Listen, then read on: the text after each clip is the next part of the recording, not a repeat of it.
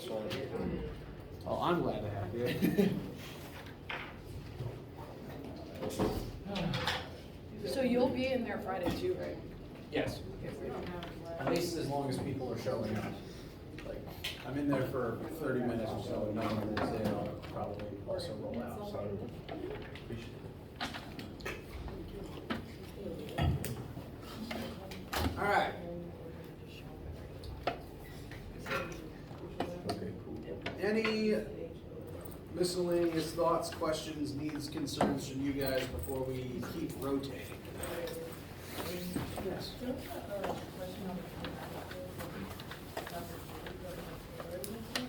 Yes. All right. We can take a look.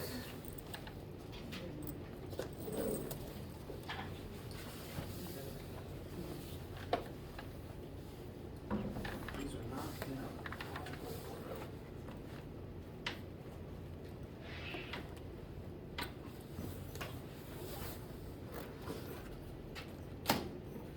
All right. Wait. Thematics quiz. I think so. Or it might be the homework. I thought it was the homework. I asked because I don't see Yeah, I the think I quiz. did the quiz, that's the homework. Okay. All good. There's a finite number of assignments to check.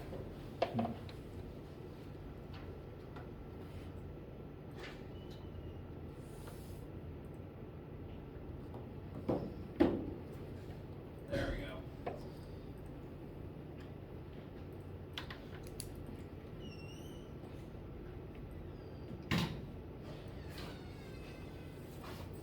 So, to briefly look over this question as soon as the images load. Come on, basement Wi-Fi.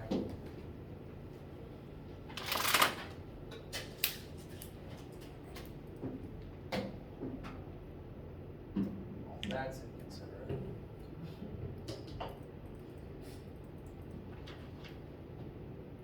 Well, I think I remember most of them. Ignore the sort that I got up here.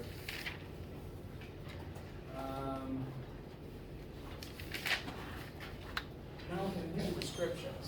Darn. Let's see. I'll see if it'll pull it online.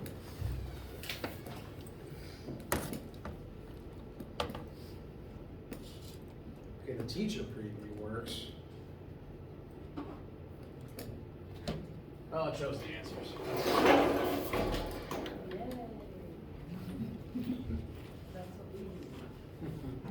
All right, so for this particular question, the goal is to determine the direction of net force, which coincides with the direction of the net acceleration. So for each of these blocks, you need to think about what direction it is accelerating in, not necessarily the direction it is currently moving in. I'm going to start with these two, actually.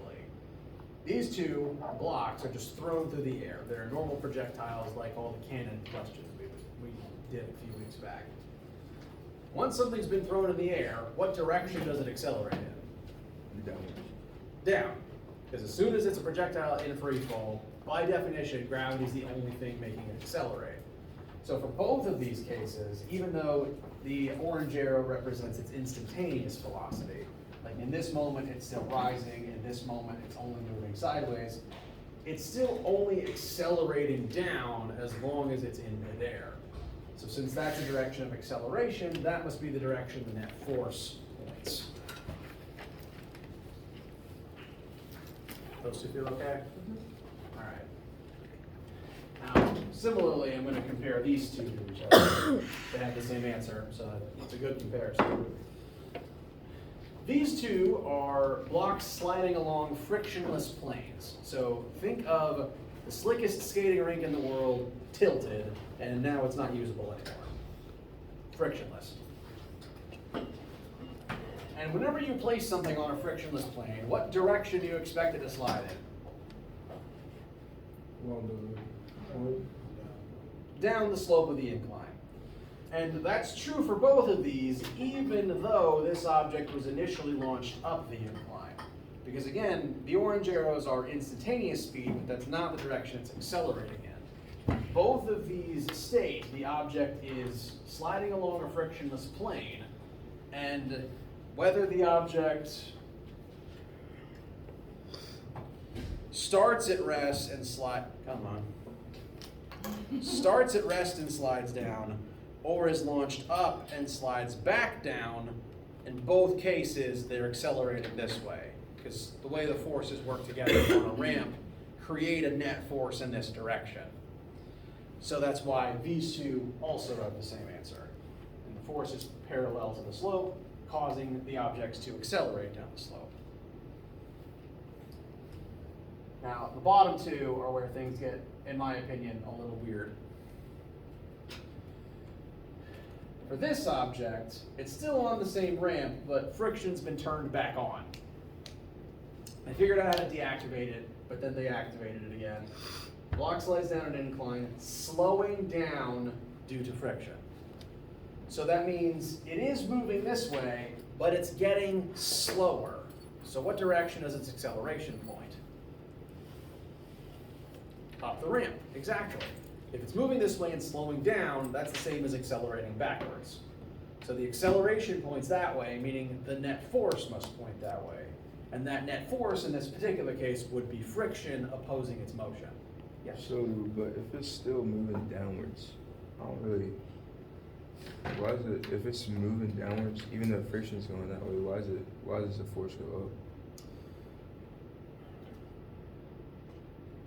So if the object is moving in this direction, friction would point in this direction, correct? Mm-hmm. Because friction always opposes the direction of motion. And whether or not friction is strong enough to stop you on a ramp just kind of depends on the situation. Like sometimes the ramp is steep enough to where you'll just keep sliding. But in this case, the ramp is not steep enough to overpower friction. Friction in this case is stronger than whatever combination of forces would try to pull you down the ramp. Okay. So in this case, friction is overpowering that fall. Well, it's not really falling, but overpowering the falling, which means that since it's accelerating this way, then that force would have to come that way. Okay, makes sense. Because it's slowing down. Exactly. So this has to be bigger than that. Precisely. Excellent. Now the last one. Block slides across a flat, frictionless plane. So we turn friction off again, but we're just moving sideways. And I'm going to add a detail that may actually be missing from this summary. It's moving at constant velocity. So constant velocity, no friction. What does that say about net force? 0. It's 0. Because if you're moving at constant velocity, you are not accelerating. No net acceleration, no net force. There are forces, they just add up to 0. So those are the 6 answers, 2 of which are repeats of 2 others. Okay. Any other thoughts, questions, concerns about anything at all?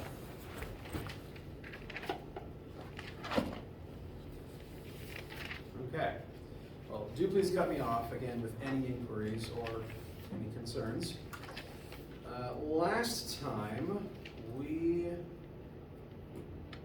began discussing rotational motion as a direct comparison to linear motion.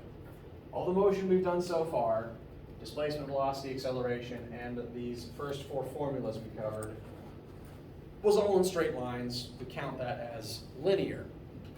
And on Monday we began the task of defining rotational motion in terms of rotational displacement, rotational velocity, and rotational acceleration, each with their own Greek symbols instead, delta, theta, omega, and alpha, and directly comparing them back to their linear counterparts, the original forms that we studied them for in the linear world. And what we discussed is that all the relationships between all this angular information is the exact same as the relationships between their linear counterparts. The definition of velocity is still displacement over time. The definition of acceleration is still change in velocity over time. All the connections are still there, and so all of these formulas are direct counterparts to the original linear ones, just Greek instead of English.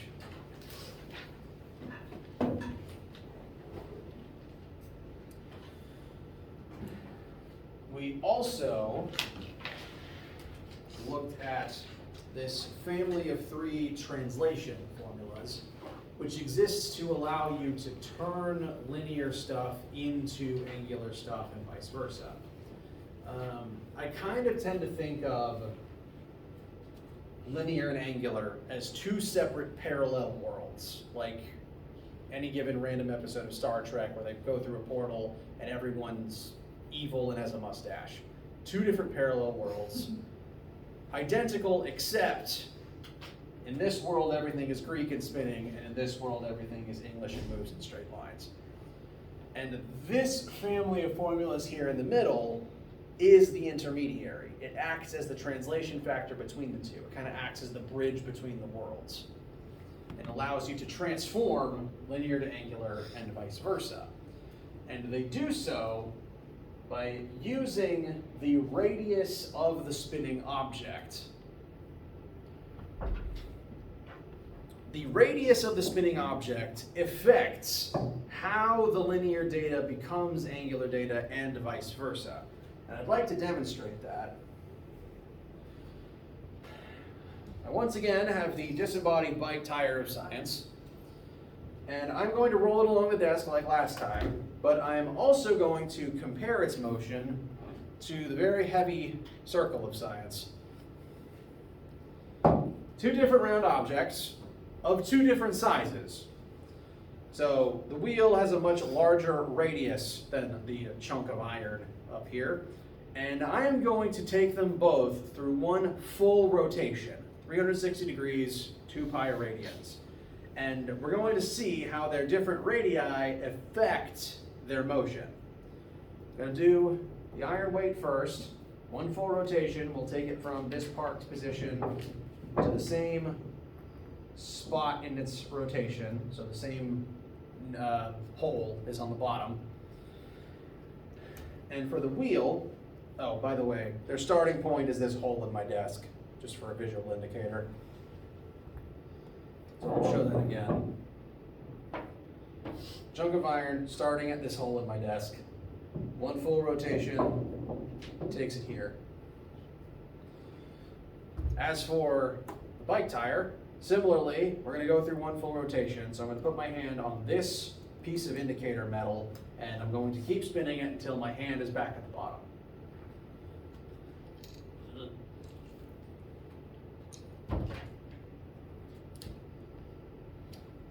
That was the same displacement, angularly speaking. Both wheels underwent the same number of rotations. However, because they have different radii, that transformed into different linear displacements, different arc lengths and circumferences that traveled along the ground. Likewise, if I wanted them to move the same linear distance, if I kept spinning the iron weight to get it to the same spot, their linear displacements would match, but that wheel would have to spin many more times to get to the same spot. So wheels of different radii will have, if they have one of them in common, the other will be different. If the radii are the same and they have the same linear displacement, they will have different angular displacements. They need to spin a different number of times to go the same distance, and vice versa demonstrated here. If they have the same angular displacement and different radii. I feel as though I've confused myself. Processing. If the wheels have different radii, they will have to spin different numbers of times to roll the same distance.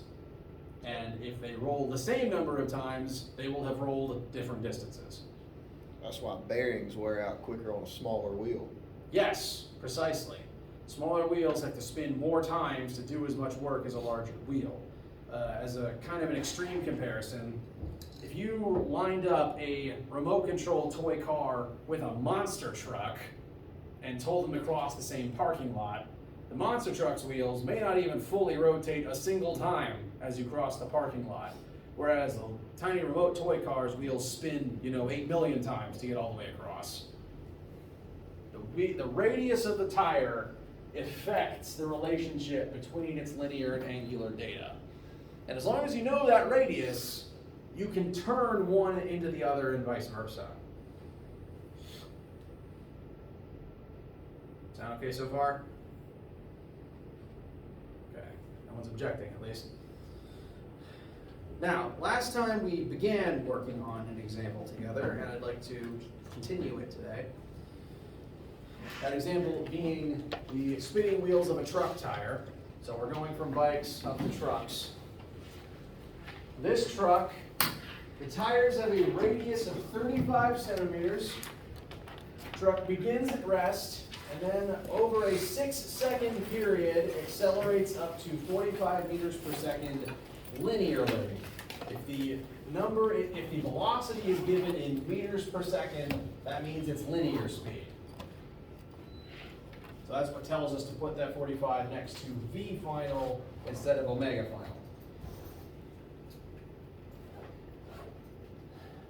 And from there, we were tasked with determining the final angular velocity of the tires.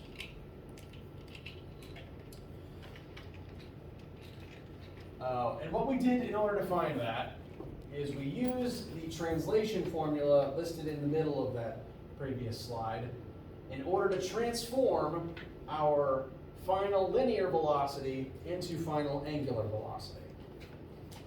Because we know the linear speed of the truck, we know the radius of the tires, so we can use that radius in this translation formula to figure out how fast the wheels must be spinning in order for the truck to be moving at 45 meters per second. And so, working that through, we found omega final to be approximately 129.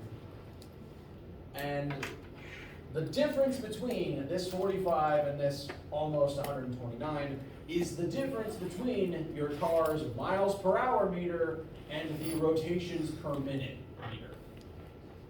Miles per hour measures linear speed, whereas the rotations per minute measures, again, how many times, how fast the wheels are rotating. Or maybe not the wheels, maybe the gears in the car. It's actually, it's the full engine cycle. Full engine cycle. So That makes sense. be all 4 strokes in how many minutes? Thank you. As much as I enjoy engineering, I'm not really a car guy. Or like the just the crankshaft, how many times it spins around in 1 minute. So it's kind of similar because that's circular. So Yes, it's just, so it is circular motion, just Yeah. not of the tires. that's right, But it is still circular motion of a component of the vehicle. definitely. So, this is linear speed of the entire vehicle forwards. This, well, given that we found it from linear speed, this would be the rotational speed of the tires, because we found this from the linear speed. So, fast forward versus fast spinning. And that's where we left off last time. Be all right to continue? Any questions?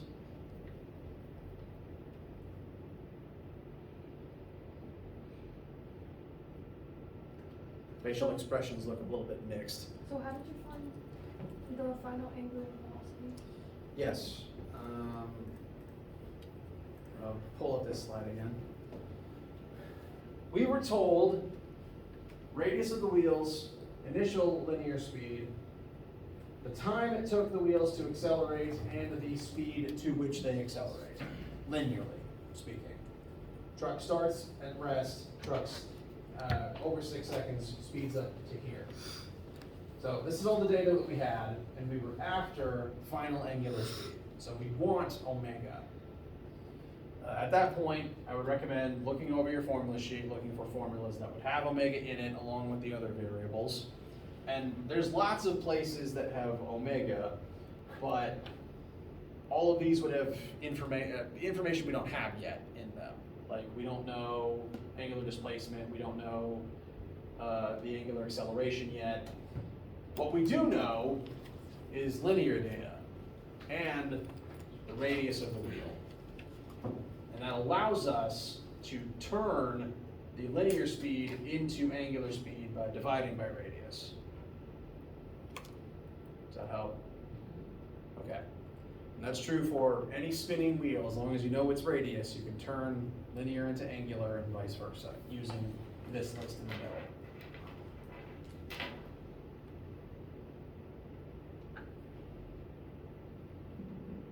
So you just divided the 45 by your 0.35? Correct. And I did convert 35 centimeters into 0.35 meters. Does that address your concern? Okay. So, this is the final angular speed of the wheels. This is how fast the wheels have to be spinning in order for the truck to be moving this fast forwards. And if the wheels were a different size, this would be a different number. If the wheels were bigger, they wouldn't have to spin as fast. If they were smaller, they'd have to spin even faster to keep up the same linear speed. Excuse me. Feel okay to move on? All right. Next question. What is the final angular acceleration of the tires?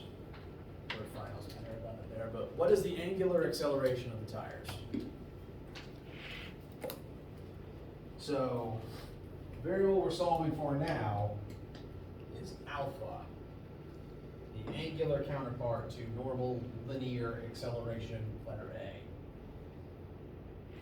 And oftentimes, there's multiple ways to get a correct answer in this class.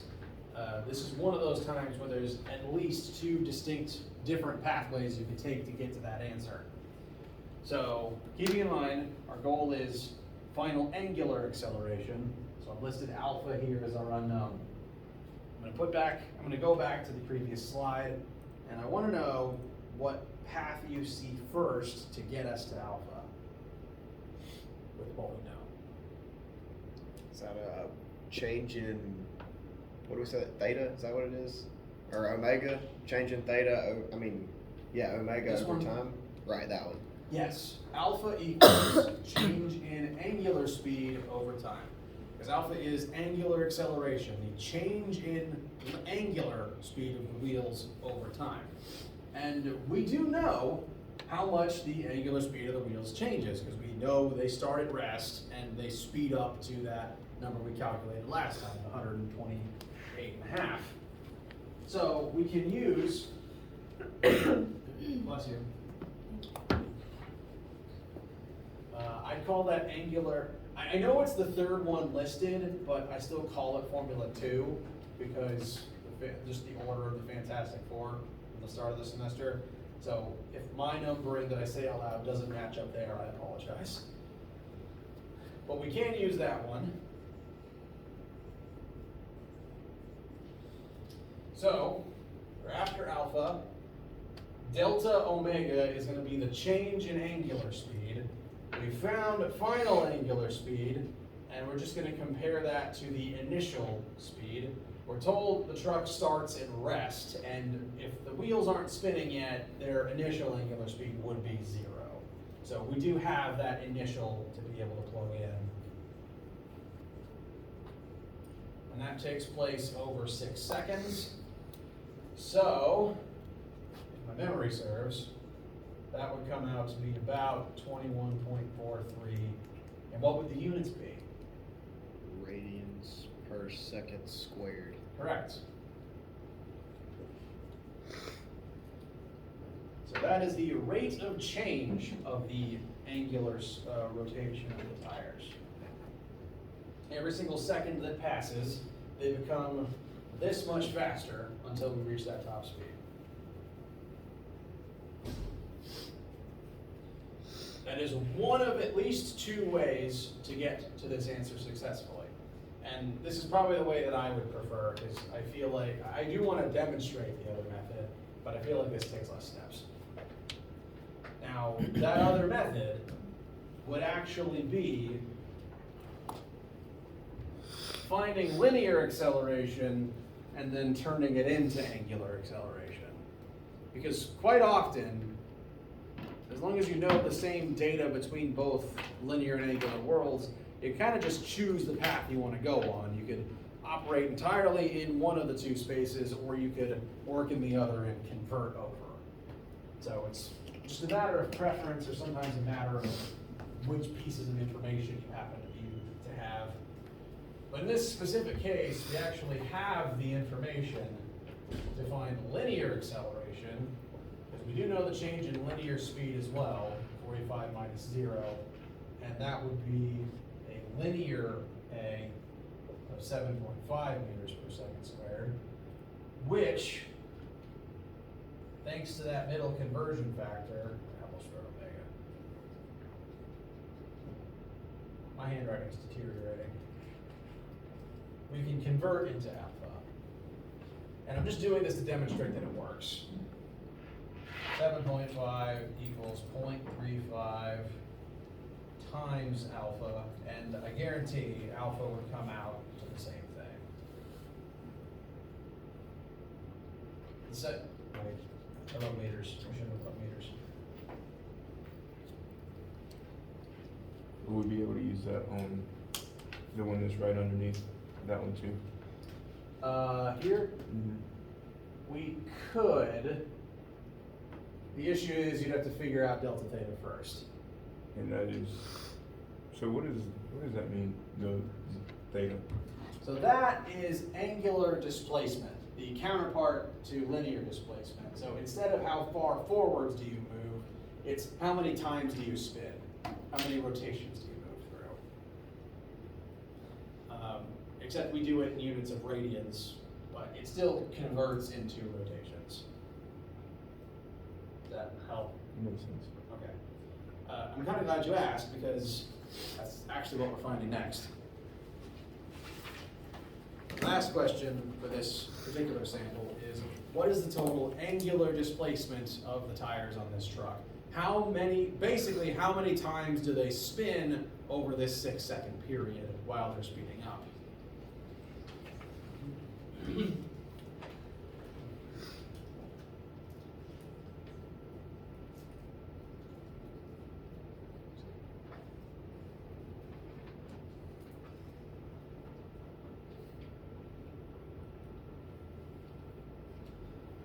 And that formula you just highlighted is actually the one I'd recommend for this particular path, or for this particular question.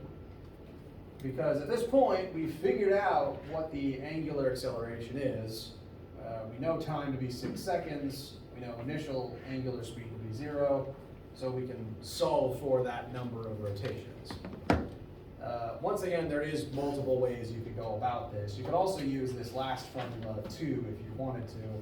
I just prefer 3 because it's already in the form of delta theta equals, so I feel like there's less algebra, but that's just a preference. And once again, you would have the option of doing it linearly, and then just converting it if you wanted to. Again, just preference.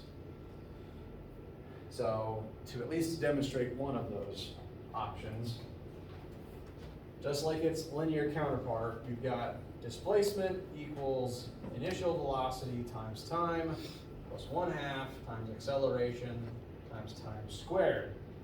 But if you're doing it angularly, make sure you only plug in the Greek angular numbers instead of the other linear ones. So, to find our angular displacement, we want to make sure to use angular initial velocity, which is still 0, conveniently. And 0 times any number of seconds is still 0, so that's just going to go away. Plus 1/2 times alpha, so you want to make sure to specifically get your alpha number and not your linear A if you work it this way. So 21.43, and then time. Conveniently, time doesn't care if you're spinning or moving in a straight line, and kind of like how time doesn't distinguish between x and y axes.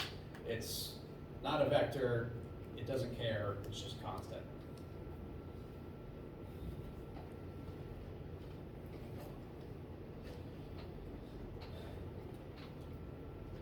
And I have this one on my calculator.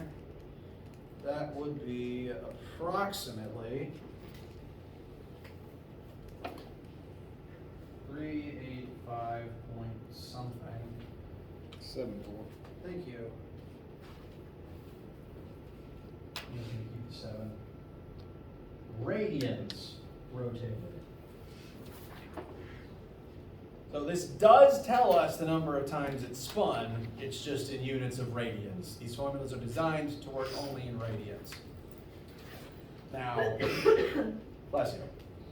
If radians is weird for your brain, that is okay. To help visualize this a little bit better, you could actually divide by 2 pi to convert that into rotations. And if you were to do that, you'd find the tires would spin about 61.5 times.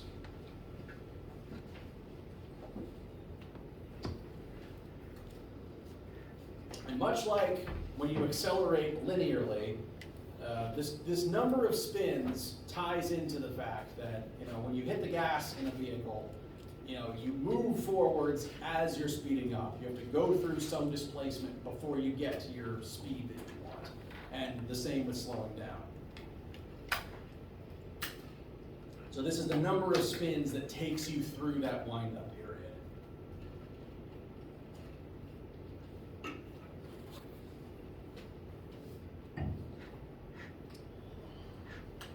How you guys feel? Excellent. Now, rotation is still a weird thing. We're going to keep practicing this, and it's why the rotation lab you're working on is to be done over the next 2 weeks. But before we move on today, I want to introduce one more concept so that we can tie all this into something I have already said previously. Do you remember last Friday, where we talked a little bit about gravity? And I mentioned that under normal circumstances, the gravity the Earth exerts on the moon should cause it to fall out of the sky. Much like if I'm just holding a marker at rest and I let go of it, it does start falling towards the ground. So under normal circumstances, if the moon was just not moving and then Earth's gravity started affecting it, it would fall towards Earth and then the dinosaurs die. Rotational motion is the reason that doesn't happen. Rotational motion is what keeps the moon in the sky. It's what keeps it at a constant distance around the planet. And now is when I'm going to start applying this information to explain why. So, once again, if the moon was just stationary and then Earth's gravity started acting on it, it would fall. Like, there's no stopping that. But that's not quite what happens. And the reason for that is the moon isn't actually stationary.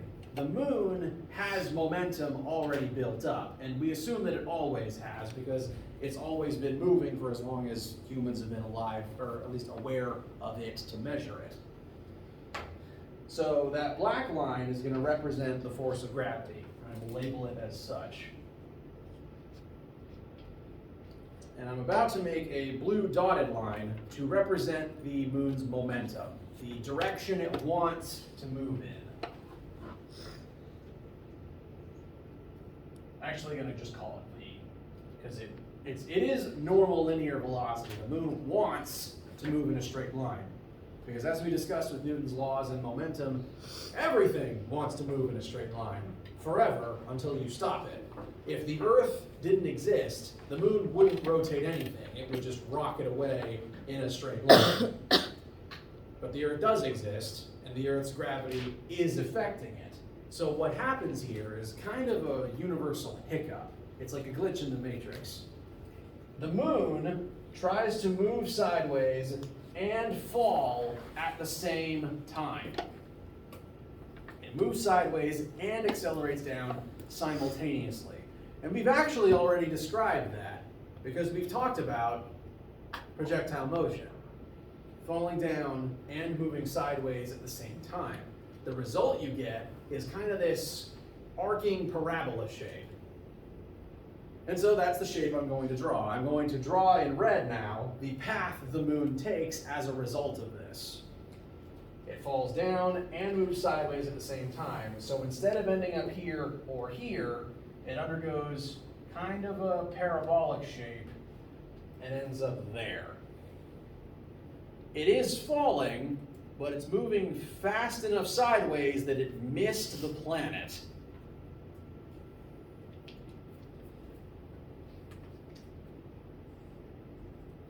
So now it's there instead of, here, making another hole in the Yucatan that kills dinosaurs. It's pretty slow, isn't it? It is pretty slow. It does this, hold on, I want to make sure I say the right number.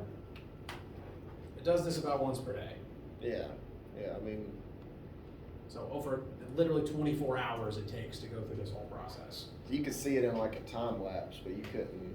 Yeah, if you were watching it with your bare eyes, you wouldn't notice it moving Yeah. unless you, like, an hour later realized, oh wait, it was there an hour ago. Yeah, Actually, not even that big, it'd be like that. right. So now the moon's here. And now that it's there, a few details have changed. Because the way that gravity works, Earth's gravity is not going to point down anymore. It's going to point towards Earth's core. So this gravity arrow is now going to point this way.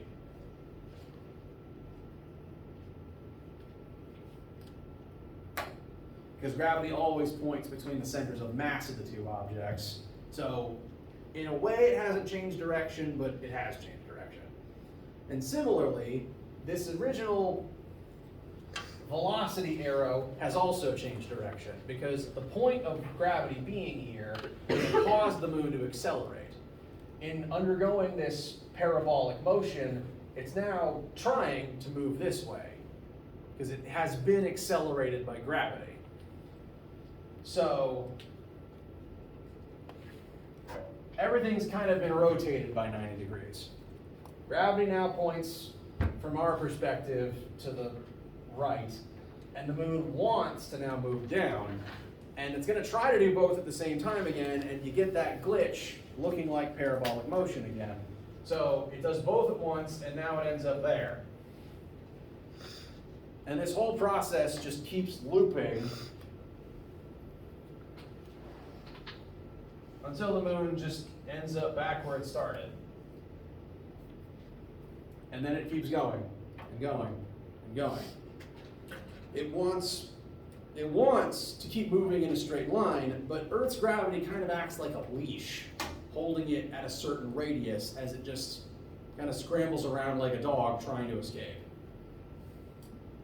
And I can replicate that here on Earth's surface. I can do exactly the same thing. Behold, the moon.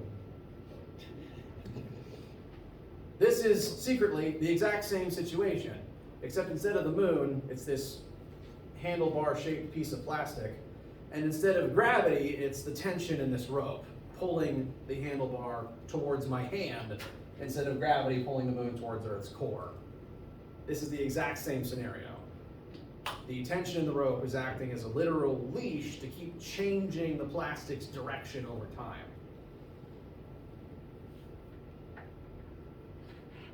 We have a word for this. We have a word for how a force causes this transformation from what would normally be linear motion into rotational motion.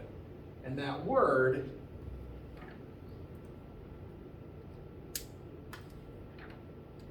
is centripetal acceleration caused by centripetal force. I do think I heard someone mouth that a second ago. Very good. What's happening here and here is gravity or tension is taking on the role of a centripetal force. Centripetal force is a little bit different in that, unlike gravity and friction, which always occur in a specific place and always do a specific thing, Centripetal force is less of a dedicated label and more of a role that can be filled by multiple different actors over time. Think of centripetal force as Batman, and it can be played by either George Clooney or Ben Affleck. Clooney was Batman once.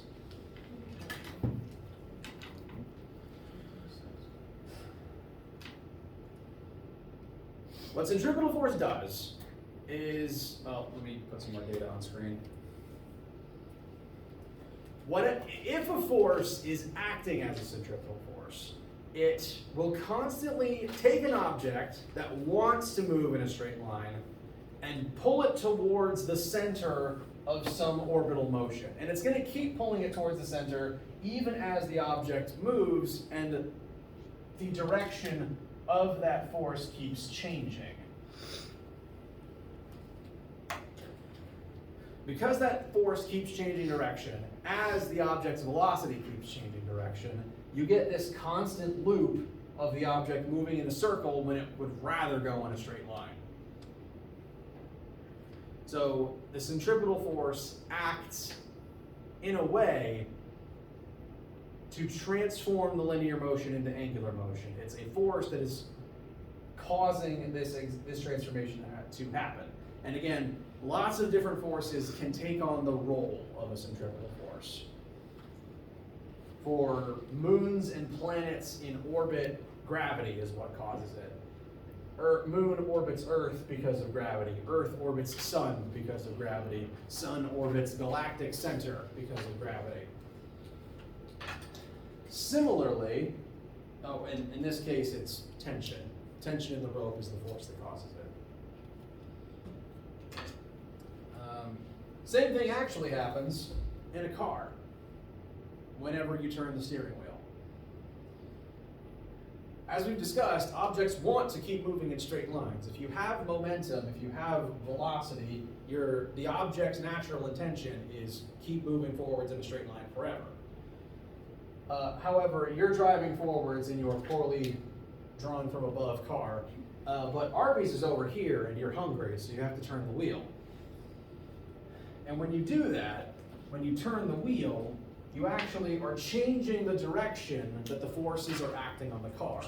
Rather than the engine force pushing forwards and friction pulling backwards, you kind of change both of them in such a way that the net force on your car now pushes to the left, if you're turning to the left. And you can feel this when it happens. I wouldn't hope this has happened, but if you've ever been in a vehicle where someone has lurched the wheel far faster than they're ever supposed to, you kind of feel your whole body get yanked. Jeez. Yes.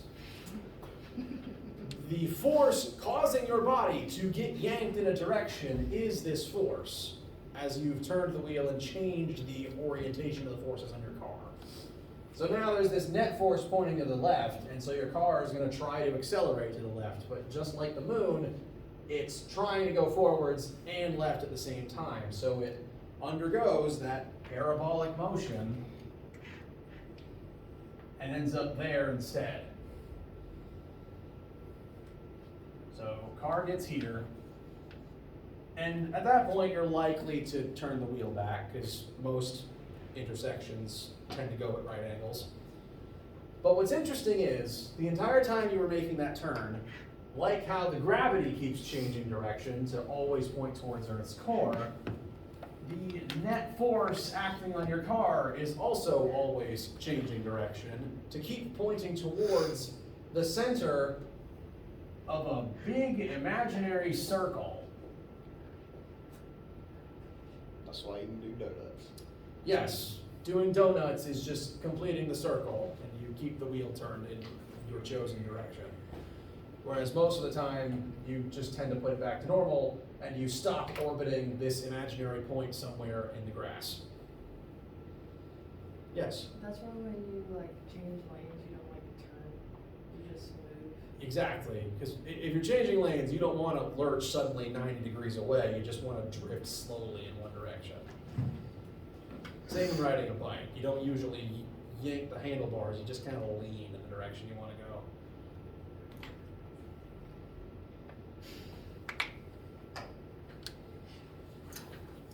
So in this case, it's a combination of changing the angle of the tires and friction that acts as this centripetal force.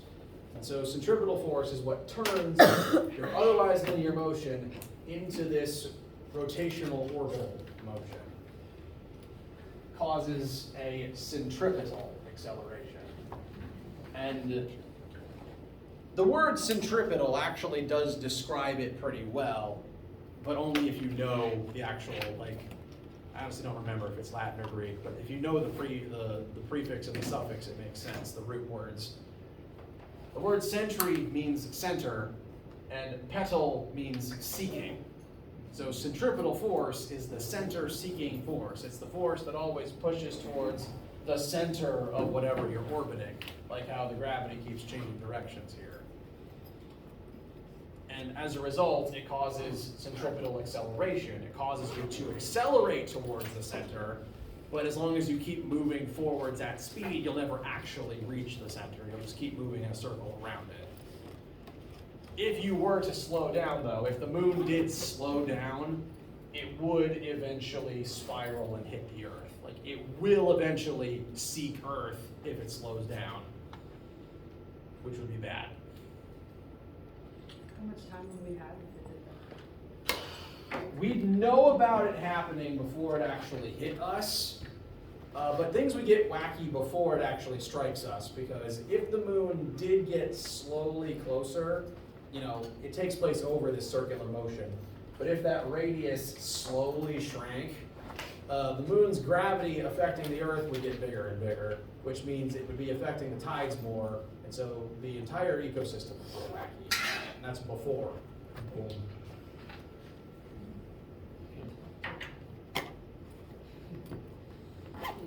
Would gravity just increase? Well, Be larger than. it depends on where you're standing. Because if the moon is here and you're here, you feel lighter as the moon pulls you towards it, and that would be high tide. The ocean would swell up on that side of the planet. But if you're down there, And then if you're down here, you'd feel heavier and the tide would go out. So you'd have no water. And you'd be heavier than normal. yeah. Now, getting through this information is the main thing I wanted to do today. Next time we'll actually apply it mathematically. I do want to at least show you the formula first. Because there are formulas for centripetal force and centripetal acceleration, as there always is. Centripetal force equals mass times centripetal acceleration, and centripetal acceleration equals the object's linear velocity divided by its orbital radius, or alternatively, its new spinning angular velocity squared times its orbital radius. Once again, this is kind of bridging the gap between the two. Once again, this is a case where the linear and the rotational is happening simultaneously. And next time we will use all this information we've already talked about in conjunction with this to work some examples and make it all make sense. Questions for right now? All right. You don't need anything. Work on your homework and your take-home lab, and have a great day. You too.